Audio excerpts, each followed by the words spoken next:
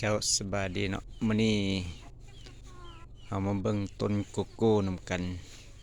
ซึ่งข้าพเจ้าเอามา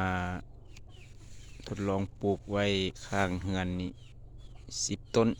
ที่เอามาปลูกเนาะตายไปต้นหนึงเหลือ9 ต้นซึ่งข้าพเจ้าเอามาปลูกแต่ปี2022นี่ก็เดือน2 2026ถือว่าเข้าปีที่4แล้วปลูกปนไว้กับต้นไม้อื่นๆนั่นแหละมีไม้เกรดไม้ไผ่แดโซนนี้ปลูก5 ต้นโซนนี้5 ต้นมี1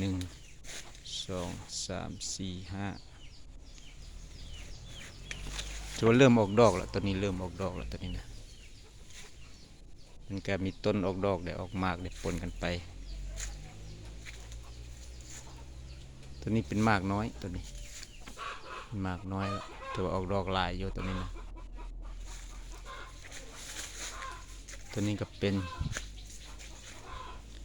หมากเริ่มเอาใหญ่แล้ว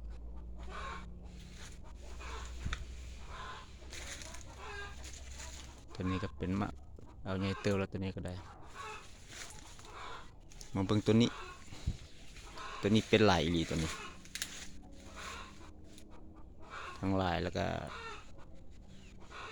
หมากใหญ่งามดีตัวนี้มันเป็นจนจำปลายต่อไปข้าพเจ้าคิดว่าสิลองเอาหมากตัวนี้แหละไปลองกาเบิ่งว่าสิได้ครับผลอะไรเบิ่งเฮา